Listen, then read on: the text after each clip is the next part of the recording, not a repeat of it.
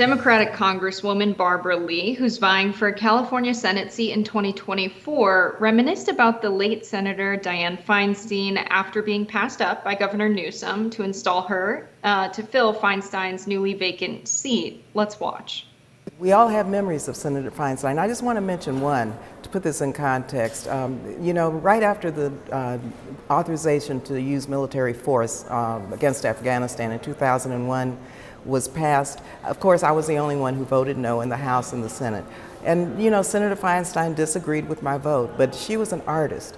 And she knew I loved orchids, and she painted an orchid for me, which I still have hanging in my place here, and she signed it for me and dated it in 2001. What a summary. Okay, Representative Lee's supporters put pressure on Newsom to pick her, but he ultimately chose LaFonza Butler. Journalist Glenn Greenwald weighed in on Newsom's choice, posting on X, quote, "Once they pressure Newsom not to select Barbara Lee, nothing is more irrelevant than who he chose to replace Feinstein. Dems don't have internal dissent. She'll vote how she's told, exactly the way that Nancy Pelosi's daughter moved Feinstein's hand to vote." Hillary Clinton also applauded the move, writing on X, quote, "A great choice for California and for the Senate. Congratulations, LaFonza." Whew, Jessica, that was really top tier shade from Barbara Lee there. Really, I think, gracefully and rightfully so, trotting out her sole no vote against the use of military force in Afghanistan, and then following it up without even a pause with, "But she was an artist and she drew me an orchid once, so RIP, I guess." Yeah, we ended up going to war in Afghanistan, but I got this nice flower painting, so she wasn't all bad. Look, it seems like Barbara Lee is frustrated by this. We all know that Gavin Newsom had pledged to put a black woman in Feinstein's seat, which many people anticipated would give Barbara Lee an edge. So it's not clear if Barbara Lee is frustrated that that person wasn't her, or if she is frustrated with some of the stories that have now started to come out about LaFonza, which indicate that she is an anti-worker candidate after having, or not a candidate, but senator now, that having worked with unions for much of her career, she flipped sides, for a lack of a better word, to help Uber in its fight against its workers being able to be considered employees as opposed to independent contractors in the Prop 22 battle. So, I'd like to think, and I hope that Barbara Lee's objection here and the shade she threw there is principled, but could it just be about not having the advantage of incumbency as she tries to get this permanent Senate seat?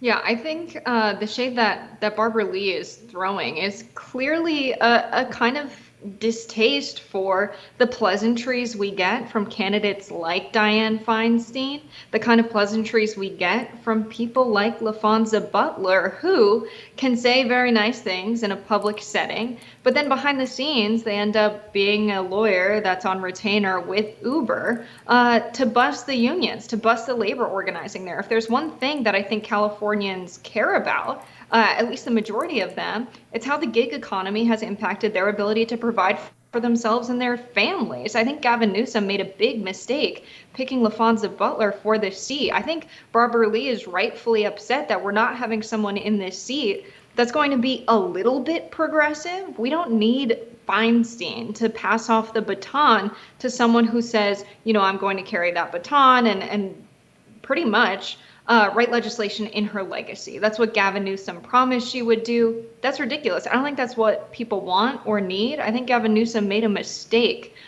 picking someone like LaFonza Butler for this seat. Yeah, and it is just the latest on what is becoming a weirdly fleshed out list of anti-worker choices made by Gavin Newsom. This week, he killed unemployment insurance for striking workers. He killed the prohibition on driverless trucks in the state.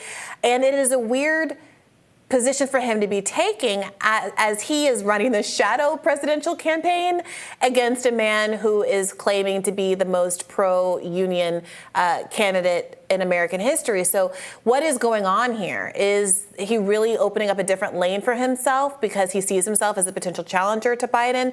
Is his behavior revealing the true incentives of the Democratic Party, even as Joe Biden has been perhaps forced by labor power to the picket line, despite his maybe independent choices or better judgment, or what at least some of his advisors have been saying behind the scenes?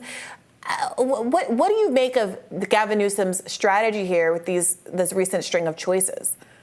Yeah, I think if there's one thing we know about primaries, it's that the party having favorable views of you and your campaign is incredibly important. We've seen the Democratic Party handpick and hand destroy political campaigns in the past. I think as soon as there was pushback for Barbara Lee as the choice among establishment Democrats, Gavin Newsom probably had a few phone call conversations and realized he would ruffle the feathers of some people he would need on his side for an ultimate presidential bid. I really think that's the kind of exchange we had here. But I think Gavin Newsom failed to consider the presence of labor in the United States right now. If labor is strong enough to get President Biden to the UAW picket line, labor certainly is strong enough to push back on you handpicking a union-busting candidate for the U.S. Senate. And I think Gavin Newsom made a miscalculation there in trying to appeal to the Democratic establishment and costing himself a bunch of donors. I'm sure that even if it wasn't Barbara Lee, there were viable candidates you could pick in California that were Black women that didn't have a history of union busting. Yeah, it's worth noting that LaFonza is herself a big fundraiser, used to head Emily's List, and that might be part of what the incentives here are. If Gavin Newsom is trying to run for president, having someone like LaFonza Butler in his corner could be really useful. It is also interesting that he is engaging in these kind of anti-union practices when there have been these ongoing writer strikes and actor strikes. The writer strike obviously has the tentative agreement, but the ongoing actor strike centered in his home state, especially since, because specifically I think of the high-profile nature of people in the entertainment industry, I have observed a shift in consciousness that I think is even bigger than the footprint of the industry itself. I was listening to a podcast recently by a comedian who I've never observed being especially political, just seemed like a generalized lib. But I think because she was affected by the writer's strike, was speaking in very radical terms on what is usually just like a dating and relationship podcast. And I do wonder if some of these people like Gavin Newsom who are making these moves are severely underestimating the growing consciousness around labor issues in the United States right now.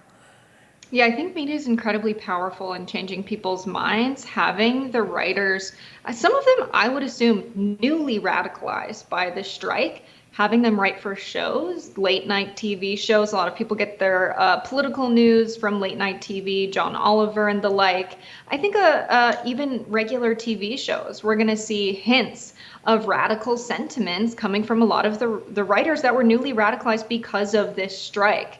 That is probably going to cause a bit of an influx of new ideas into political conversations among the typical household in the United States.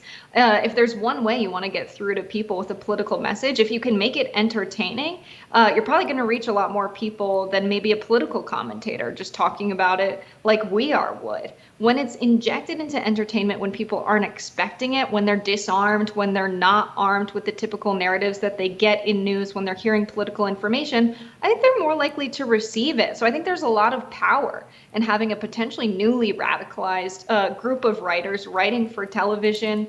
And maybe the executives aren't aware politically enough of these narratives to catch them before it goes out. We know a lot of these executives are not creative. They're probably not super involved in the writing process. So we could see that be a major, influence in the 2024 election. Yeah, and just their ability. I mean, they do publicity. That's part of their job. And they're on red carpets. They're going to be going on E! And I'm anticipating that we're going to see increasingly a more radical inflection to their viewpoints at least in the labor context, and part of because of what they've all just gone through with this strike. It's also just worth noting that Butler was previously also a consultant at a firm that helped elect Governor Jerry Brown, who was Newsom's predecessor, and served as one of the main consultants for Kamala Harris, who has her own kind of inconvenient anti-union relationships insofar as that her brother-in-law was the chief legal officer for Uber in the midst of this labor battle with Prop 22 that we've been discussing. So a lot of inconvenient truths here for an administration that wants to, and a party that wants to frame itself as a pro-union party. I definitely think it should, and I think it's a very powerful and good thing that labor was able to force Biden to the picket line. But I do think it's for the best if the kind of proverbial tail of the unions keep wagging the dog of Joe Biden and we don't get it the other way around, because there's a lot of reasons to kind of question the administration's judgment with respect to labor there. All right, thanks for sticking around. Stay with us. We'll have more Rising for you right after this.